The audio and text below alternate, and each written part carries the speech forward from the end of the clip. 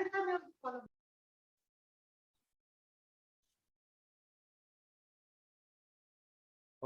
Ajnanatirandasya Gyananjanashalakaya Chakshurunmilitam Yena Tasmai Shri Gurave Namaha. Namo Om Vishnu Padaya Shri Gaurapriyamurtaye Shrimate Bhakti Vallabh Tirtha Goswami Namine Shri Chaitanya Manobhishtam Sthapitam Yena Bhutale Swayam Rupa Kadamayam Dadati Swapadantikam Vande Nanda Vrajastrinam Padarenuma Bhikshnasa Ya Sangharikato Gita Punate Bhuvanatraya Panchakalpatarubhyascha Kripa Sindhubhya eva cha Patitanam Pavanebhyo Vaishnavebhyo Namo Namah. Namo Mahavadanyaya Krishna Prema Pradayate Krishnaya Krishna Chaitanya Namne Gauratvishe Namah. He Krishna Karuna Sindho Dinabandho Jagatpate Gopesha Gopika Kanta Radha Kanta Namostute Tapta Kanchana Gaurangi Radhe Vrindavaneshwari Vrishabhanu Sute Devi Pranamami Hari Priye Vrindayai Tulasi Devyai Priyayai Keshavasya Krishna Bhakti Prade Devi Satyavatai Namo Namaha.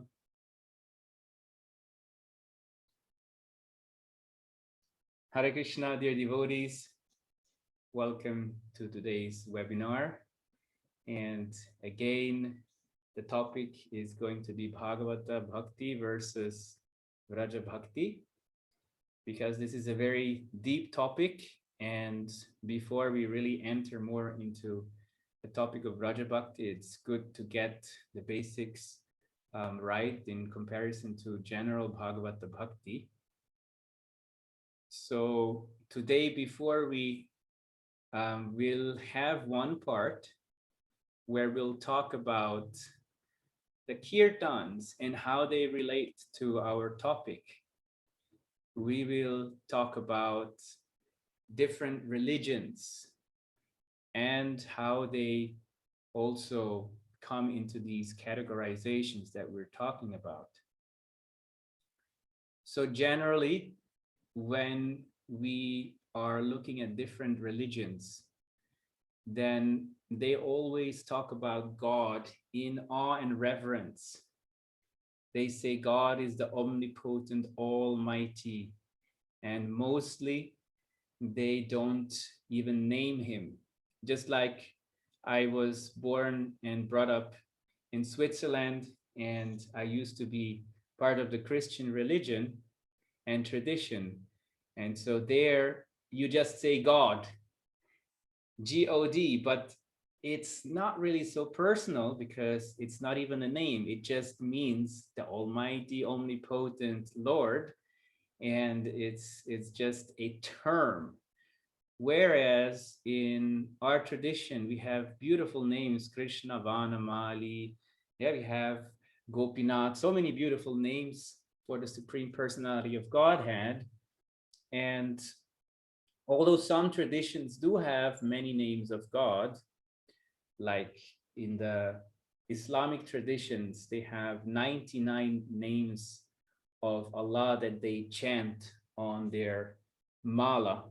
I think they call it zikr or something like that. They all are in this mood of awe and reverence. Like, for example, there is one that means the majestic, yeah, and then there is another one that means he who is the witness, al-shahid. I have a friend whose name is Shahid. So I remember finding out that this is a name of Allah that means he who is witnessing everything. So in our tradition, we have Paramatma, for example, or Vishnu, who means the all-pervading, and it's also an aspect of the super soul who is witnessing everything. So these again, these are all opulent names of the Lord, and the names, they define our relationship with our object of worship. And just like we have these sequence of nama, rupa, guna, lila, so it is very clear in our sadhana, it is explained by our acharyas, that first we get to know the Lord through nama, through his holy name, and then by getting purified through chanting the holy name, then rupa, comes the form of the Lord. Okay, but even that is a taboo for many world religions, and the reason for that is a good one in one sense, because of course you don't want to superimpose anything material onto the Lord. So many traditions have preferred not to talk about the form of the Lord, or even to prohibit depicting the Lord, such as in the Christian tradition. There is a ban on making an image of God, and for them this is a taboo. The Jewish tradition goes further. They even ban calling out the name of the Lord. Yeah, they have a name of their, they believe the name of their Lord is Yahweh, but they can only spell it out with letters, but they cannot pronounce it in a sequence, as I just did. That would be considered an offense. So, but we should not misunderstand that this is just a downside. It has a positive motive behind it, and that is, you know, in our tradition we have a shloka that points in the same direction. Atah Shri Krishna nama dina bhahed grahyam indriya sevan mukhe hiji vado swayam evas puratyada.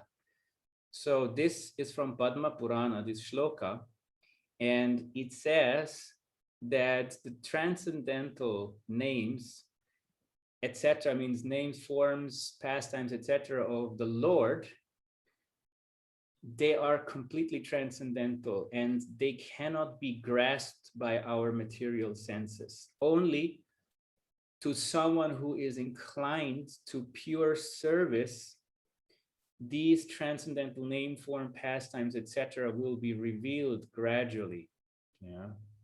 So sevon mukhe is the key word here, that we have to become inclined to service and practice Shuddha Bhakti, and then they will become revealed in our hearts. So this is the actual motive behind religions putting a ban on calling out the Lord's name, depicting him, etc.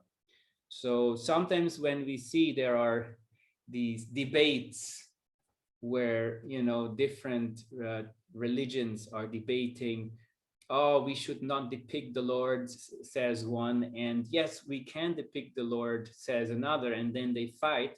Actually, both are right in their pure motive. It's just a misunderstanding of how to harmonize it. Those who don't allow the depiction of the Lord or calling out his names, they are just very much afraid that somebody will superimpose material names and forms on the Lord, which is actually a good motive. Whereas those who say, yes, we can call out the Lord's name and we can depict the Lord's form, they have also a pure motive. And what is that? That swayam evas puratyada, swayam, by his own potency, the transcendental name, form, and pastimes of the Lord can manifest in the heart of someone who's engaged in pure devotion, but not by our own effort. The very symbolic, or you can say illustrative depiction of this attempt of trying to grasp the transcendental divine name, form, etc. of the Lord by your own power is the tower that Ravana made to the sky, and of course the Christian Tower of Babel that fell. You know, both these towers ultimately fell, and so this is a depiction of how futile the attempt is to try to make a stairway to heaven, to try to enter, you know, the gates of heaven with your bulldozers of your material senses, so to say, by force. This is, of course, not what we want. And that's where the very majestic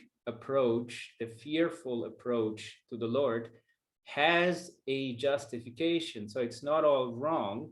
The only thing is that once you have completely understood that first part, that yes, the Lord's name, form, pastimes, etc., are completely transcendental, and you get purified, then you are eligible to understand and also realize the second part, which is Svayameva Spuratyada, that these transcendental name, form, pastimes, etc., can also manifest to anyone who is sincerely engaged in seva, and especially Shuddha Bhakti.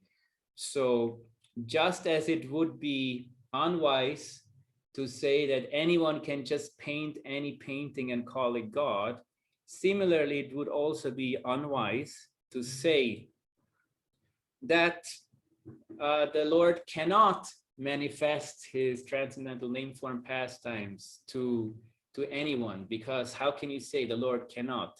The Lord can do whatever he pleases to do, because by his own potency, he can make the impossible possible. Durghata ghatana vidhatri, Rupa Goswami says, Krishna is he who can make the impossible possible. So it's peanuts for him. It's difficult for us maybe, but for him it's really easy. So therefore, both these approaches, they have their justification. But for now, we have to understand that most of the big world religions, they have their limitations because they see only the first part. Yeah, they appreciate only people who are super careful about not projecting wrong images onto the divine, but they are not very much into actually exploring the transcendental name, form, and pastimes, etc., of the Lord, which, of course, comes with a lot of limitations, because when you want to have a deep relationship with anyone, the very first thing you want to know is that person's name. Yeah. And so we know the Lord's names in Vaikuntha, we, you know, Vishnu, Narayan, etc. And we know the Lord's names in Ayodhya, Ramachandra, you know. So, and of course, even his consorts' names and his associates' names. You know, what to speak of Krishna's names in Vrindavan? He has the sweetest names of all forms of Bhagavan. But most of the world religions, they do not know, or even if they know, they do not reveal those names.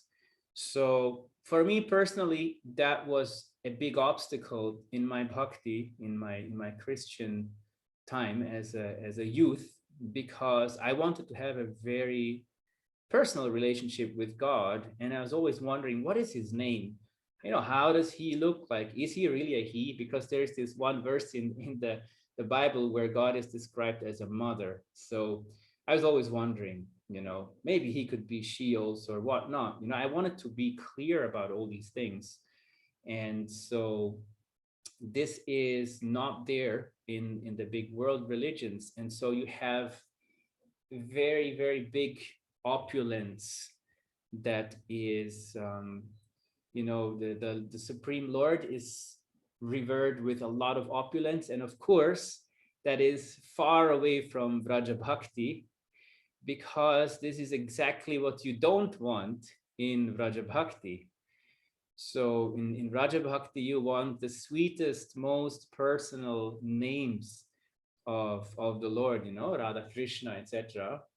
You don't even want Lakshmi Narayan, which is already personal because name, forms of the Lord, but they're still in Aishwarya. They're still with all these attributes of divinity and opulence.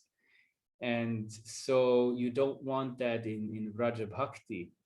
So just to be clear about the differences in the different religions, really, if you look at the big world religions, then nothing comes close to Vraja-bhakti, with a few exceptions. Okay, so there are certain traditions within the traditions that do have very personal approaches to the Lord, but those are specific saints that have expressed their personal relationships with the Lord, where they do call the Lord the beloved, or like you may know Rumi, for example, or so, or Hafiz. And so they are an example. And there are also in the Christian traditions, for example, Rumi and Hafiz are of the Muslim tradition, and in the Christian tradition, you have certain traditions where they even see, the transcendental as the Lord, and oneself as a bride. Okay, whether it be in relationship to God or Jesus, but that is for them anyway. They have this, for them Jesus is God and God is Jesus, just different aspect of transcendence. So, but they do have this very intimate relationship also that they cherish. They still don't talk about the names of God, but very clearly this is an example of increased intimacy that comes closer to what we are relishing in Vrindavan. But because Vrindavan ultimately even transcends this manifold, because Radha and Krishna, they are not officially married, as we all know. They are relishing Parakiya Prema. And so this paramour relationship is unheard of in other traditions. Even in the Hindu tradition, it is often despised as low and inappropriate example for humanity. You can understand that if you are preaching to general Hindus and you start talking about Radharani and the gopis, and they start asking you questions like, but why aren't they married? And then you have to explain to them. So it's even a topic within Hinduism, what to speak of outside of Hinduism.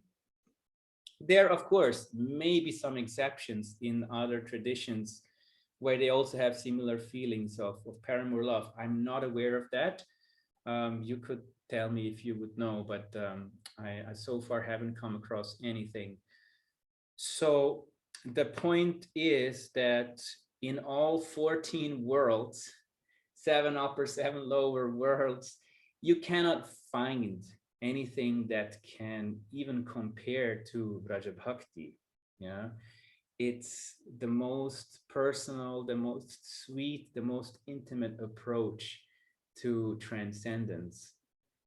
And you don't only know the Lord's names, etc., but you know his sweetest names. We will talk about the names in a separate dedicated webinar where we'll compare the different names. We'll compare the opulent names of the Lord with the sweetest names of the Lord in Vrindavan, and feel how that impacts us in our sadhana. So we become more aware. But today we will have a look at different kirtans, and I want you to be a little bit spontaneous, so get ready for some interaction. And just to conclude this little part, introductory part, with the world religions, it's very important that we understand where we are in this, international society of God consciousness. Because see, we're all brothers and sisters. Like I call all my brothers and sisters who believe in God, I call them God brothers and God sisters too, because they also believe in God.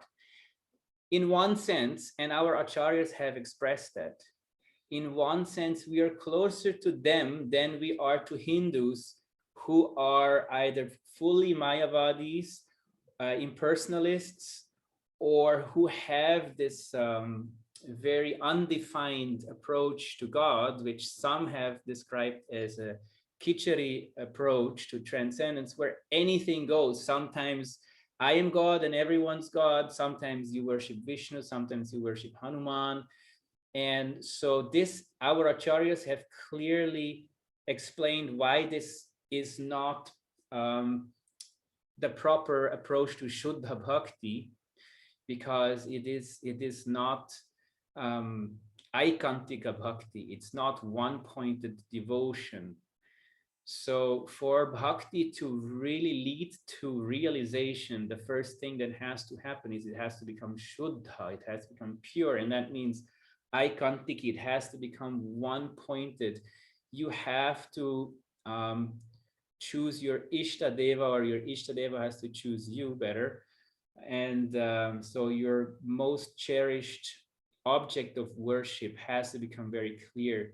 That's why, in one sense, we are even closer to other religions who believe in God and have a very clear understanding of, yes, this is the God I worship, and that's it. I'm fully dedicated to that sadhana that I'm doing. And they also reach certain even ecstatic symptoms, just like we have ashtasattvika bhavas. In other religions, they also do have ecstatic manifestations when they go deeper in their bhakti. So it is happening in other traditions as well. Of course, they don't get the same realizations of Radha and Krishna, but they do have very advanced bhaktas too. Now, having said that, of course, there is nothing that even comes close to Vraja-bhakti. And so it's important for us to know this. But again, when we talk to others, we should appreciate, first of all, what they have achieved. And we should glorify, just like Srila Bhaktivinoda Thakur says in his books, that we should always see the good things in others. And when they have bhakti, we have to increase that bhakti and never decrease it or make them lose faith. So this is a side note here that's relevant, because the fact that we may be having the most sublime darshan or vision, philosophical vision, and philosophy, doesn't mean that we automatically become better, especially if we think we're better than others. We're not. And because Trinada Pisunichana is very clearly the most important instruction when it comes to chanting. So the more advanced we are, the more humble we become, and the less we want to put others down, but we want to uplift them in their bhakti wherever they are. And that's why Srila Bhaktivinoda Thakur, he even says that if someone is not ready to transcend their stages, for example, if someone is worshiping Mother Devi, then you should never discourage such a person from worshiping Devi, because that still uplifts that person on that level. And gradually, Devi herself will uplift them to the Vaishnava platform, because as our mother, that's of course what she ultimately wants for us. She wants the best for us. And so, but we shouldn't encourage them if they don't have the adhikar, or if they don't have the qualification. to come to Vaishnava Dharma, we should encourage them and never play them down. Because like I was saying, bhakti is a very sublime thing. It's much, much higher, as Krishna says in the Gita, as other yogas. So even other traditions, they are yogis, they're bhakti yogis, and we should honor that wherever we see it. It's something that is not easily gotten. So yeah, this was just a comparison with other traditions. There's much more to say on this topic, but for today, I wanted to have something interactive with all of you devotees to, yeah, just to get used to having that discrimination lens on while we are engaged in our devotional practices, in the sense that, okay, we know how to distinguish between what is majestic bhakti or Bhagavata-bhakti, and what is that part of Bhagavata-bhakti that we really cherish most, that is Vraja-bhakti. So what we're going to do today is we're going to have a look at kirtans and see which part of the kirtans are majestic and which part are sweet, or referring to Vraja Leelas, particularly in Vraja-bhakti. So now, if you want to make a suggestion, you can unmute yourself and you can suggest a kirtan that comes to your mind, and we will then have a look at it together. I have this Gaudiya Kirtan book with me that has most of the well-known kirtans in it. And so you can suggest a kirtan. Now, choose one that's not super lesser known to people, and we'll have a look at that. One about Krishna or Mahaprabhu or Nityananda Prabhu is easier to deal with than Vaishnavas and Guru. But we can also have a look at Vaishnava and Guru, because the same applies there. It's just a little bit, more complex in a sense to explain. So yeah, whoever wants to make a suggestion, any kirtan that you find interesting in this regard, you can suggest.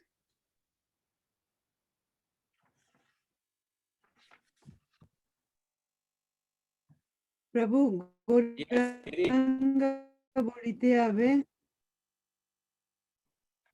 Come again, it was just breaking. Goranga bolite habe. Goranga bolite habe. Okay, beautiful.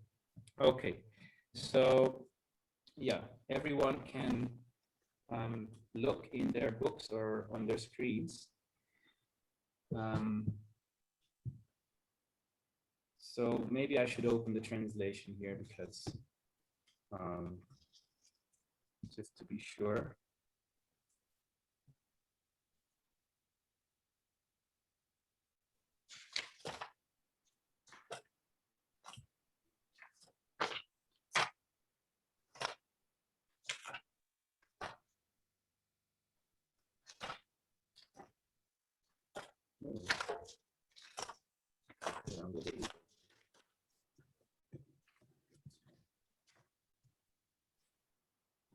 Okay, it's not in here. That's funny. But anyway, it's not so difficult to translate. It's pretty straightforward. So, Goranga bolite habe ulaka sharira. Abe hama hari hari bolite nayane babe nira. So when will I have tears streaming out of my eyes when I chant the name of Gauranga? And when will the hairs stand on end on my body in horripilation when I chant the names of Hari, when I chant Hari Hari? Yeah. So Narottam Das Thakur here is very beautifully describing the power of Gauranam. And he is, again, like we were just talking about humility, he was in this mood of pure humility. He did not say, he could have said, oh, when I chant the names of Gora, then I'm crying, rivers of tears and my hair stand on end. No, he didn't say that, although of course he was experiencing this, but he said in a very humble way, oh, when will I have all these ecstatic symptoms on my body when I chant Gora's name? So here we still don't know exactly if the mood is majestic or if it's sweet, because these ecstatic symptoms are there in both approaches. Okay, for example, I'm giving you an example. If I chant the name of Gora, and at that time I remember in my heart how he came to this material world to deliver us from all our sufferings and take us back home, back to Godhead. And then I cry in ecstasy because so much mercy, unprecedented mercy. Yeah, Krishna himself is coming to reclaim the fallen souls. Is this Vraja-bhakti or not? Big question mark. What do you think? In this mood that I just gave an example of. Yes, I am addressing the Lord in this mood as Parama Karunamai. It's the name of Chaitanya Mahaprabhu. He's the most merciful, but is this really Vraja-bhakti in particular? Or is it general Bhagavata-bhakti, of which Vraja-bhakti is a specific part? It's not yet Vraja-bhakti because it is not particularly aimed at Vrindavan. He could liberate us and take us to Vaikuntha. And even, Lord Jesus, he came. He also, they believe that he also is saving all the fallen souls, and they also cry in ecstasy when they remember Jesus. They also have these ecstatic symptoms. And so this is not yet Vraja-bhakti if I am chanting the name of Gora in this particular mood, just to give you an example. Yeah. But another example, okay?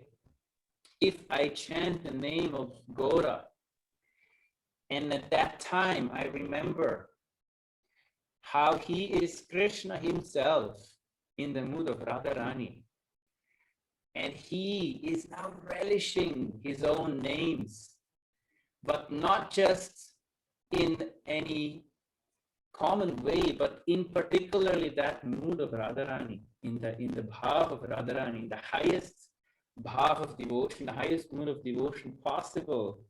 Yes, in this Radha bhav, in this Mahabhav, he's relishing his own names, his own forms, pastimes, the sweetest of the sweet that he cannot relish fully, but that only Radharani can relish.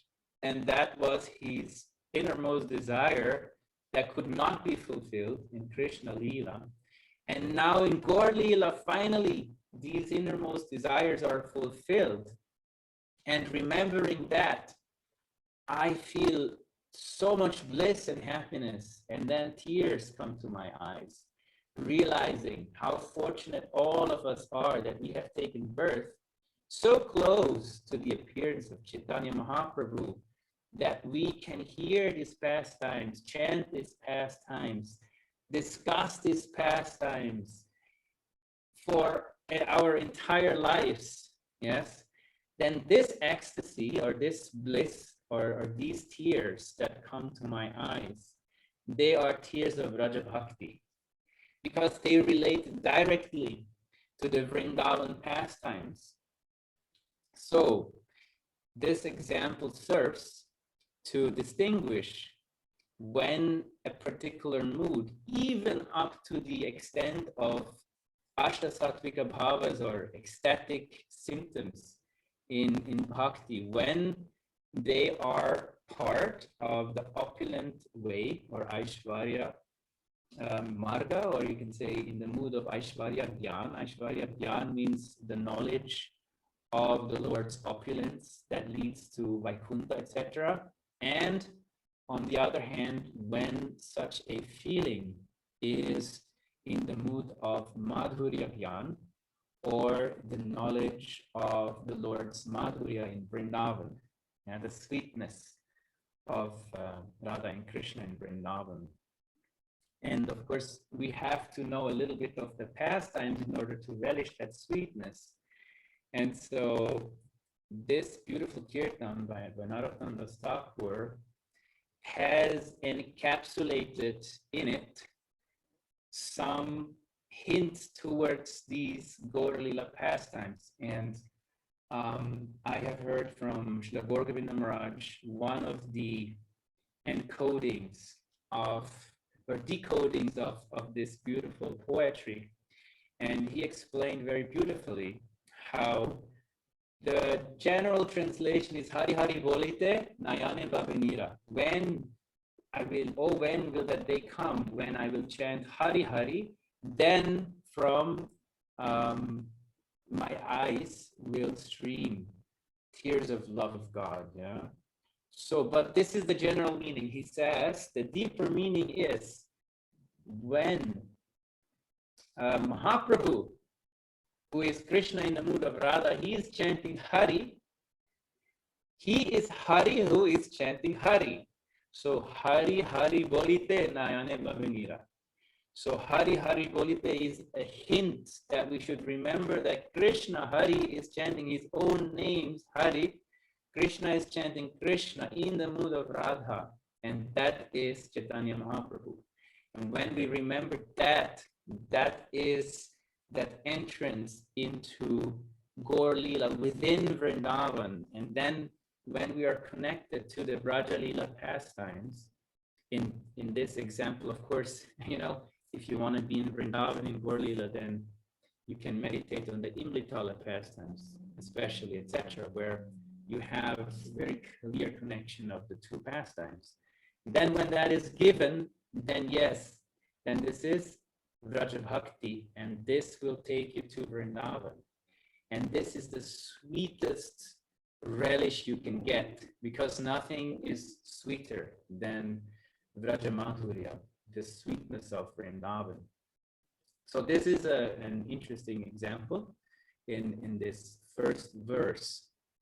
So if anybody wants to say something, they are free to say it now. Otherwise, we'll move to the second verse.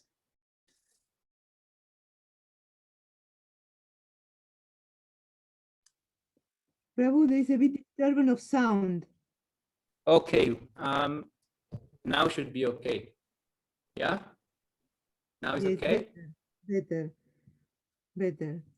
Better, huh? Yeah. Okay. Arokobe Nityananda. Karuna Karibe.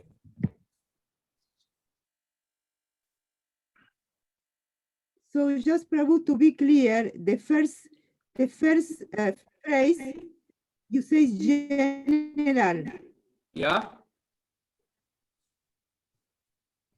Can you hear now? Yes. Can you say that again? It was breaking. Sorry. The first paragraph, Goranga Bolite, is not general. It's breaking. Oh.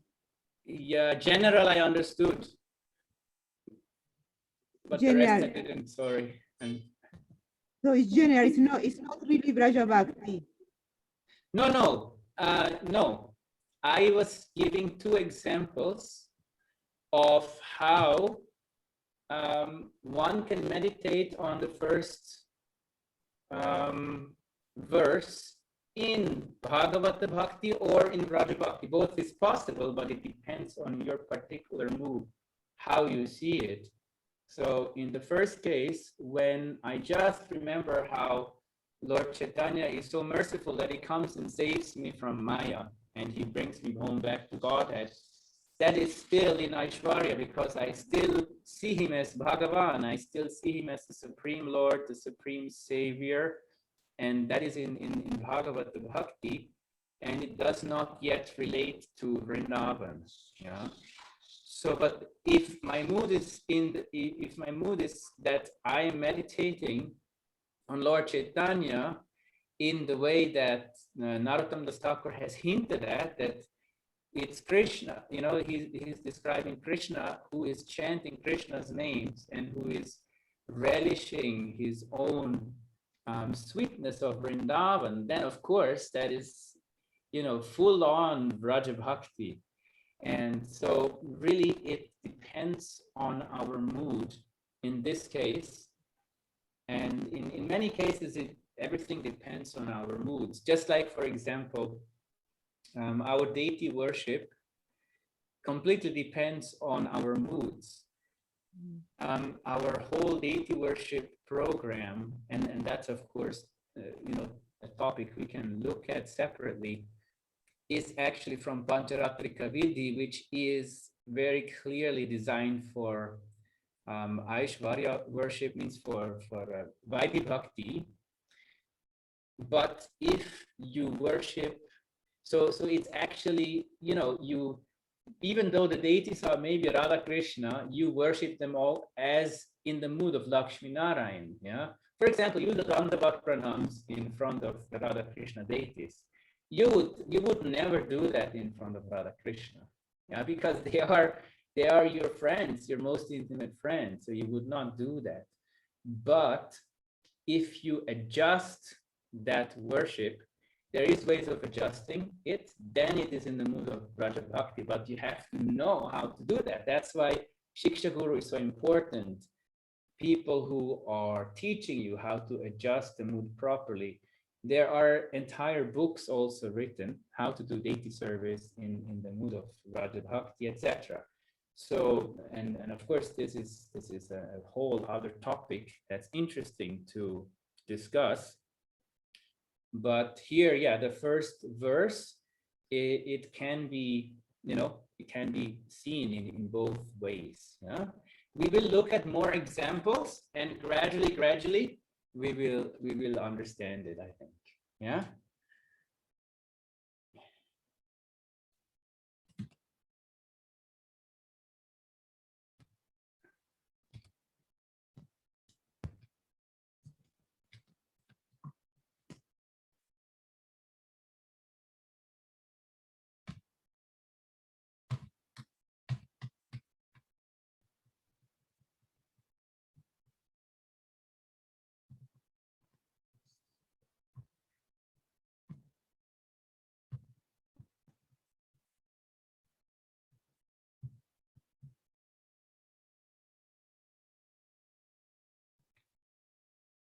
So, okay, let's continue.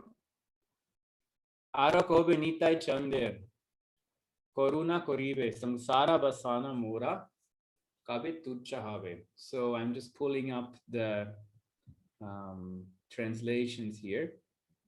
So I have a certain standard.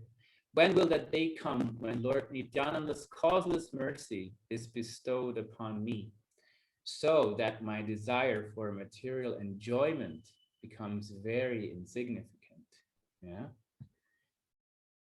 Again, here, this can be digested by the kirtaniya or by the listener in both ways. Yeah. We can see Lord Nityananda as the Supreme Lord's manifestation who comes to save me and relinquish my desires for material enjoyment so that I become free from material entanglement and so that I can worship Bhagavan, the Supreme Personality of Godhead. And then if my mood is such, this is still very Aishwaryamaya, this is still full of majesty and opulence, and it would be part of Bhagavata-bhakti. At the same time, if my mood is more steeped in Vraja-bhakti and it is expressed in my inner contemplation here in this particular verse, then I can meditate, for example, when will Lord Nityananda's causeless mercy be bestowed upon me, so that my desire for material enjoyment becomes very insignificant, so that I may finally serve Radha and Krishna with proper adhikar, yeah, and of course their eternal associates, that Dham, etc. So as soon as you have that connection to Vrindavan, serving Vrindavan and the Vrajavasis, then it is part of Vraja-bhakti. It's not that difficult, but you have to make the link. That's yoga. Yeah, Vraja yoga. You have to always establish that link, and that link requires some fuel. It's like a lamp. A lamp requires fuel to burn, and that fuel is lobha or lolyam. Yeah, that is the transcendental greed or desire or longing, hankering for, performing Vraja-bhakti and following the pure devotees who are steeped in Vraja-bhakti. So, and now we will see. Yes, so let's go to the next verse, and it will become clear now.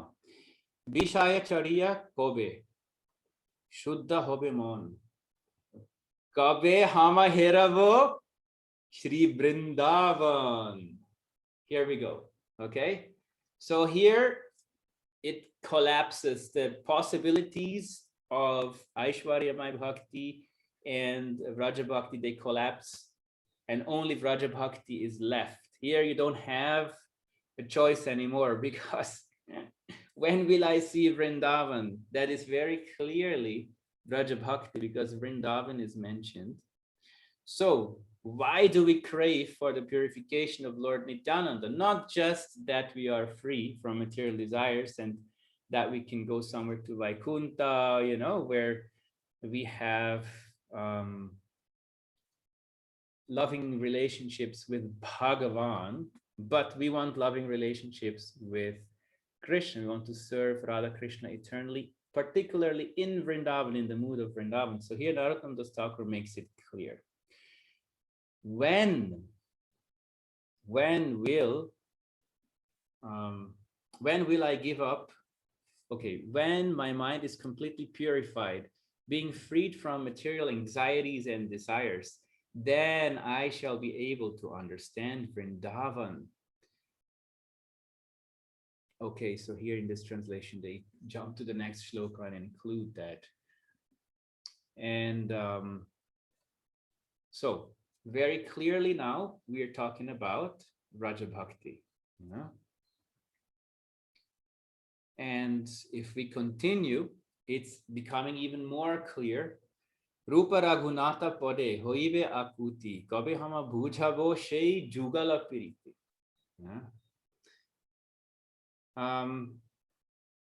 When I will be very eager, I'm translating myself now, because this translation here is just mixing in too many elements of other shlokas. Rupa Raghunatha pada hoibe akuti. When will I be very eager to surrender at the lotus feet of Rupa Raghunath? This can also be translated, when will I become very eager for relishing the padas of Rupa Raghunath, the beautiful poetry of Rupa and Raghunath.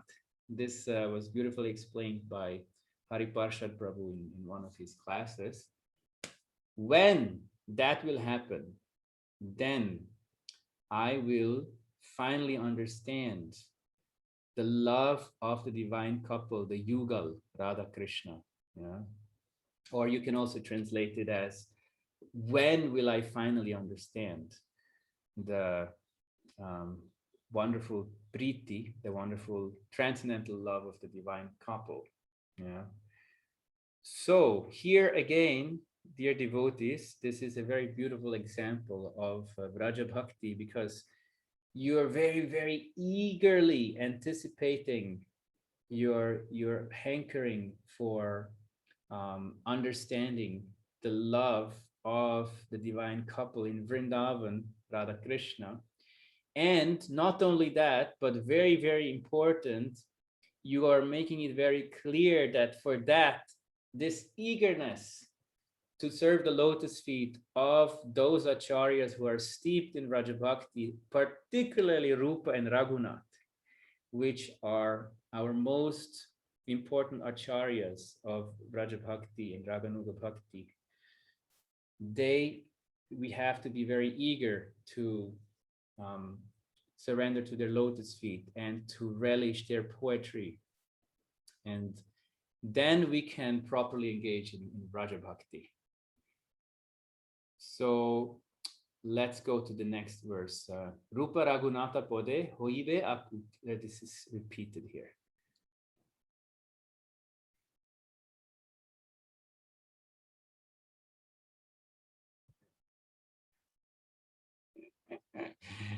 Oh, this is funny here. This is from a CB. That's why. That's anyway. Rupa Raghunatha Pade. Rahu Mora Asha. Prarthana Koriba Sada Narottama Dasa. That is the last line. I'm blessed that I can remember this by heart, because here it's not mentioned properly. So Rahu Mora Asha means my desires rest. Where? Rupa Raghunatha Pade, at the lotus feet of Rupa and Raghunath. Yeah. Or again at the poetry of Rupa Raghunath. Prarthana Koresades, and Narottam Das is always praying this in this way. The whole entire kirtan, this is the way Narottam prays. Yeah. So again, Asha is, of course, related to this loliam and lobha. It's another way of expressing that. And our prarthana, or our prayers, they should embody that loliam.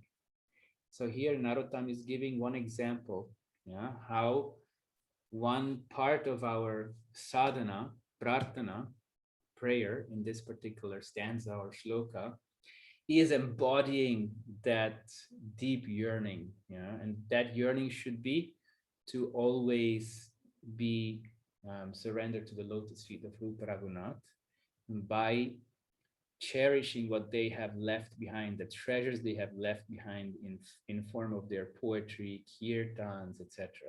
Yeah.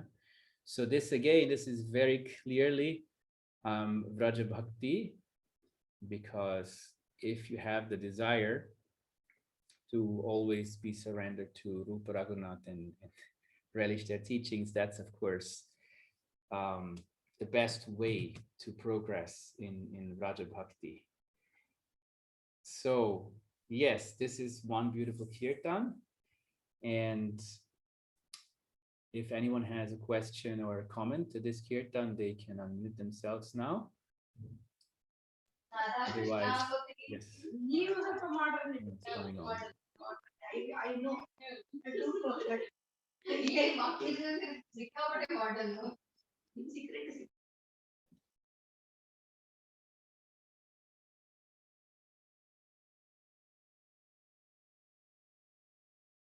Okay, does anyone have another kirtan that they would like to discuss?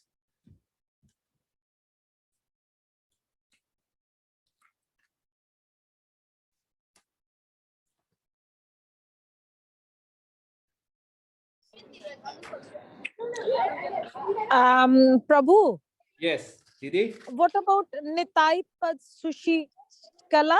I don't remember the thing, but that's a very or Akrodha Parmanand Nityanand Rai, like about Nityanand Prabhu.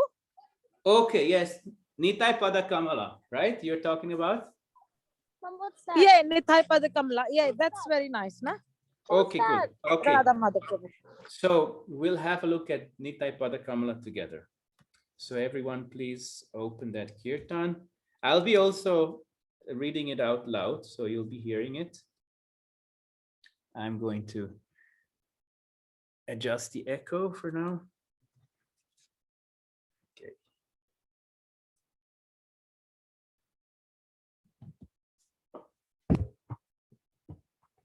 So, Nitai Pada Kamala Koti Chandra Sushitala Ye Chayai Jagata Jurai Heno Nitai Bine Bhai Radha Krishna Paite Nai Tridakuri Dharo Nitair Pai.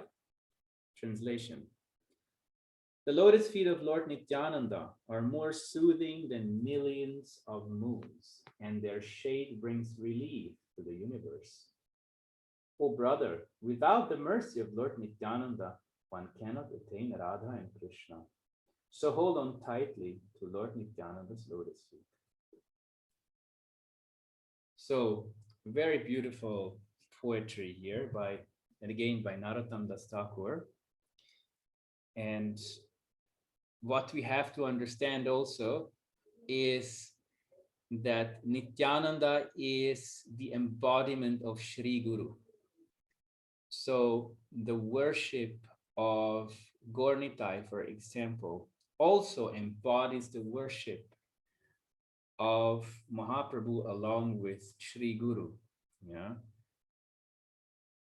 So this is why here he says that Heno Nitai Bine Bhai Radha Krishna Paitenai. Without the mercy of Lord Nityananda, one cannot attain Radha and Krishna. Okay, so the direct meaning, of course, is that we need the mercy of Lord Nityananda, not only Mahaprabhu, because Nityananda, of course, is Balaram, and without Balaram, who is Guru Tattva, we cannot attain Krishna. It's impossible. But particularly because he embodies Guru Tattva, right? And now here, Narottam Das Thakur very clearly says, we cannot get Radha Krishna without Nityananda Prabhu, without Sri Guru's mercy. So this is very clearly Vraja-bhakti, yeah? And we don't have much space to accommodate Aishwaryamai Bhakti, because this immediately invokes the mood of Vrindavan. As soon as you have Radha Krishna's names, then for us at least, it should invoke the mood of Vrindavan. Next verse. Se sambandha nahi jar vritta janma gelotar shei pashu boro durachar nitai na bolila mukhe majilo samsara sukhe vidyakule ki koribe tar. One who has not established a relationship with Nityananda Prabhu has spoiled his human birth. Such a person can be compared to a sinful animal. Never speaking about Lord Nityananda, he becomes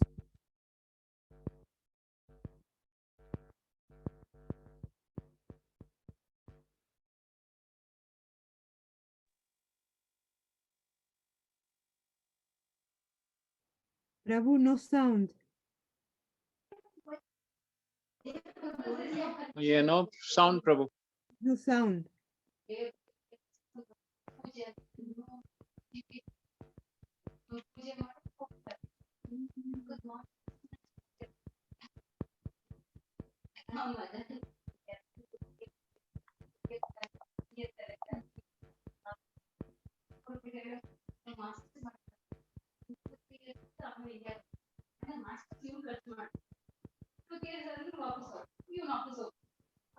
Patricia, Prabhu, can you mute yourself?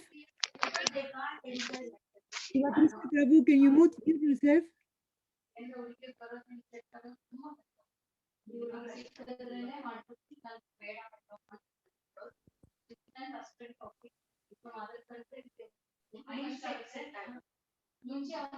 Haribol, he is not muted, but this problem with the internet. Because we can hear all the conversation there. No, there is a problem in here. No sound. Prabhu Haribol, no sound, Prabhu. I wrote in the chat, no sound. Say 1 minute.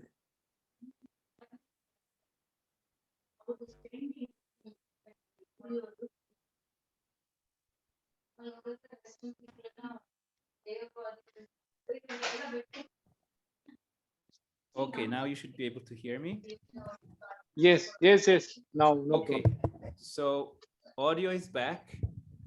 Um, I'm sorry for the disruption because the batteries of this microphone don't last that long. Okay, I have okay. to find No a worries, permanent no worries. solution. I'm probably going to have to buy one proper microphone and not use another one here.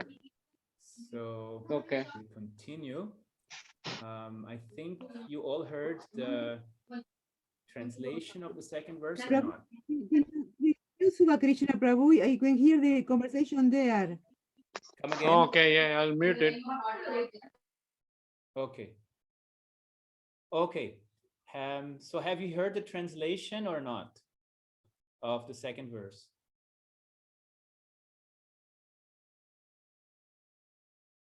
No. Okay, I'll read out the translation then. And we're still recording here. Okay, good.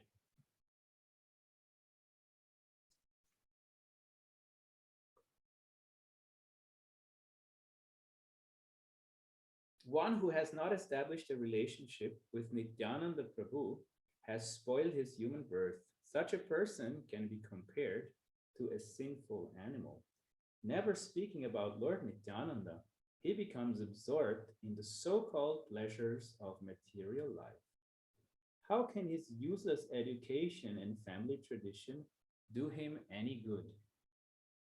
So, ask yourself, dear devotees, is it possible to sing this verse in the mood of opulence, seeing Nityananda Prabhu as the Supreme Lord and as our Savior, without really remembering Vrindavan and trying to attain Vrindavan? Or is it very clear that we want to go to Vrindavan and attain Vraja-bhakti, and only Vraja-bhakti approach is possible here? So then it will become clear that yes, both moods are possible here. Yeah, because here you could, for example, you could replace Nityananda Prabhu with Vishnu. This is a good exercise, so you can find out how to distinguish. Yeah, you can replace Nityananda Prabhu with Vishnu and it would still make sense, because Vishnu can also save us from all these miseries. And somebody who has no relationship with Vishnu has spoiled his human birth, right? So this is a very general, these are general attributes of Bhagavan that are here glorified in relation with Nityananda Prabhu. So here it is, Bhagavata-bhakti very clearly is possible. But again, of course, if you relate it in your hearts to Vrindavan, it becomes Vraja-bhakti. So this is our pleasure, that all the time in our hearts, we remember Nityananda Prabhu, particularly in relationship to Vrindavan. Yeah, and there are so many beautiful pastimes where he is clearly in relation to Vrindavan, and our relationship also with Nityananda Prabhu in relation to Vrindavan, and then it is Vraja-bhakti. So now we go to the next shloka. We go directly to the translation. Let's read out the Bengali. Ahankare mata hoya nitai pada pasarya, asatyare satya koriman, nitayar karuna habe, braje radha krishna pabe, dharonitai charana dukkani. Translation. Being maddened by the false ego, one easily forgets the lotus feet of Lord Nityananda, while considering untruth to be truth. This part, again, is possible for both approaches. But now, if Nityananda is merciful, one can attain Radha and Krishna in Vraja. So, hold on tightly to Lord Nityananda's lotus feet. So in the second part, it's very clear that we are steeped in Vraja-bhakti. So here, only Vraja-bhakti is possible. Last verse. Nitayer charana satya, tahara sebaka nitya, nitai pada sada koro asha. Narottama Boroduki Nitai More Korosuki Rakoranga Charanera Pasha. The lotus feet of Nityananda are the manifestation of the highest truth, and all his servants are transcendental. Always put your hope on the lotus feet of Lord Nityananda. Narottam Das is very miserable and prays, "O Nityananda, make me happy by keeping me close to your lotus feet." So again, here we can see if we can replace Nityananda with any opulent form of the Lord.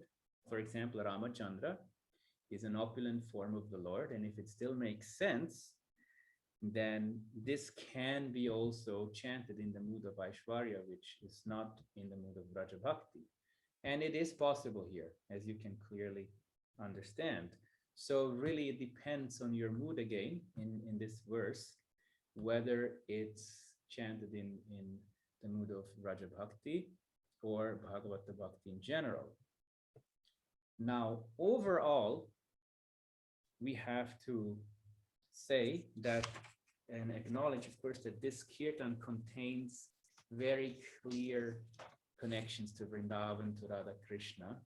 So this is clearly a kirtan where Vraja-bhakti comes out very easily, and where that really supports our Vraja-bhakti a lot. And of course, it depends also who composed the kirtan.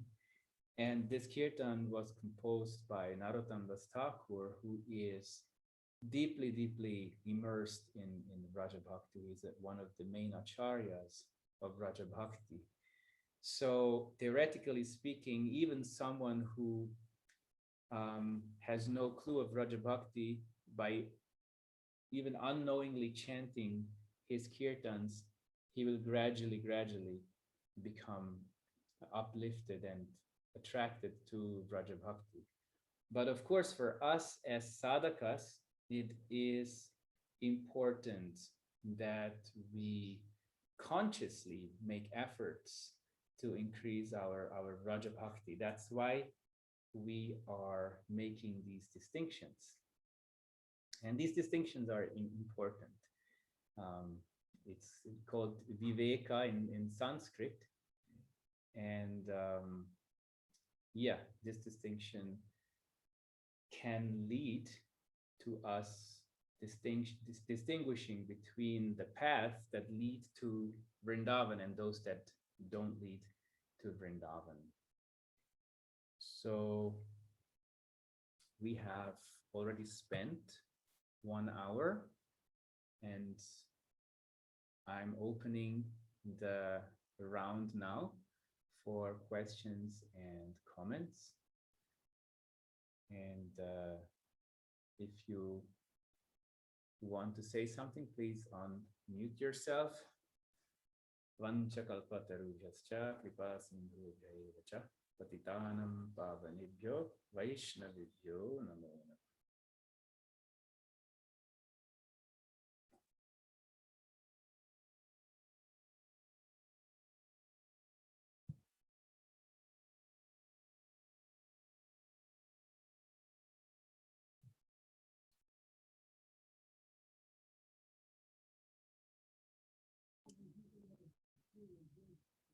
Prabhu, in the kirtan, can you hear me? Yes, yes, Devi. In the kirtan of Gauranga Bolitea Be, I just want to understand, if we talk about Gauranga Mahaprabhu, whatever comes, mercy comes from him, can we say that is Vraja-bhakti mood? Because Nityananda Prabhu, I understand, is Guru, and Guru can be, we relate with Guru without Shwarya. It's not I mean, it's a friend, it's a well-wisher, but it's not intimate.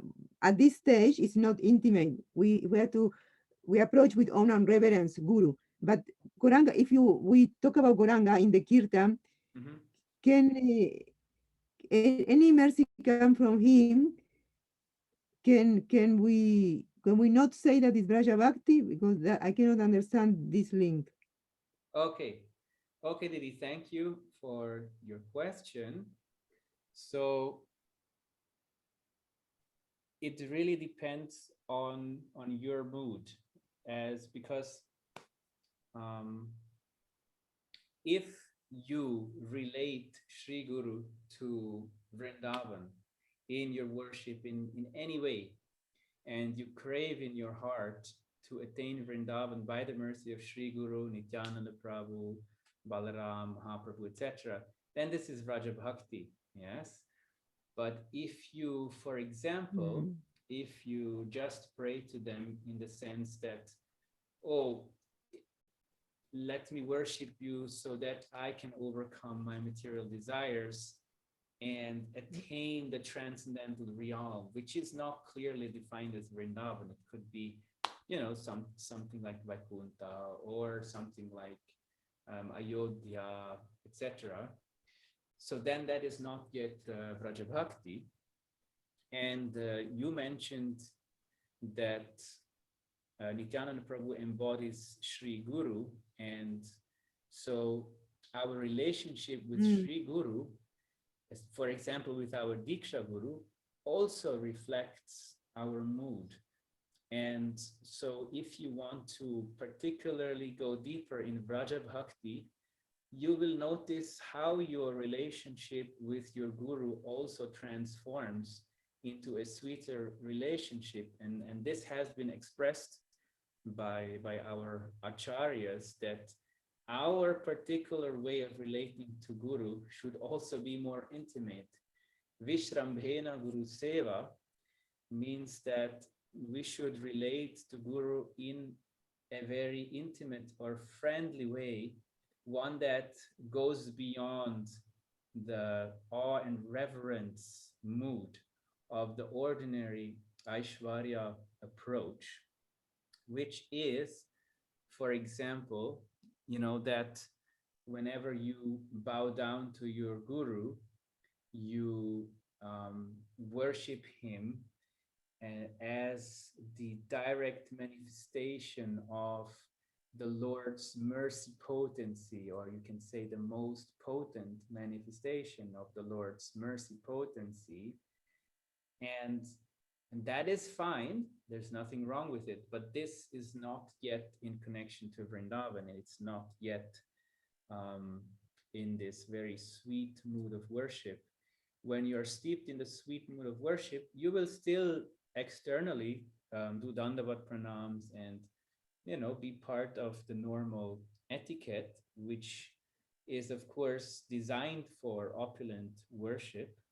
But in your heart, you will greet your Guru Maharaj or your Gurudev as the most intimate friend of Radharani, or whoever is your Guru's object of worship, and you will relate to him in that particular way. And so if you have that approach to Sri Guru, then that is definitely Vraja-bhakti. Now we have to also consider that even though we may have still a very opulent approach to Guru, and that's very normal in the beginning, and it's also required that we have a proper reverence, that we have proper reverence to Guru, because that should not be lacking. It's Raganuga Bhakti is not an excuse not to worship Guru with proper etiquette and reverence, because we're immature for that. But it's going beyond that into the realm of sweetness. And so, yes, if Sri Guru is seen in that sweet way, then you cherish the relationship with Sri Guru in that sweet way, then that is definitely Vraja-bhakti. But even if you are steeped in opulence and in majesty, if your guru is a Vraja-rasika, then just by being in touch with him gradually, that mood will come to you. So we don't have to be overly afraid not to miss the chance, but we should take every chance we can to have the proper mood. Yeah. Mm-hmm.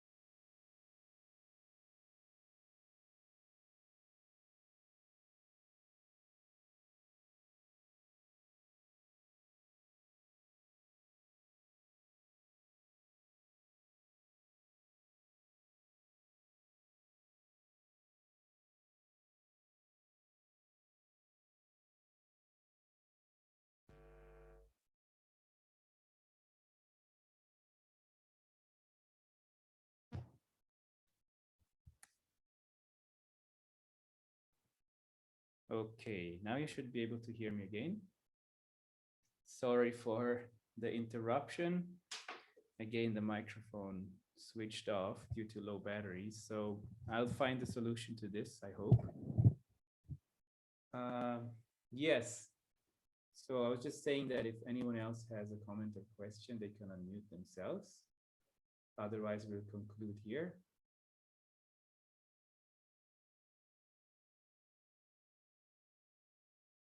Okay, good. So thank you so much for joining our webinar today. And yeah, hope to see you next time. And keep the meditation going whenever you hear kirtans, you hear pastimes.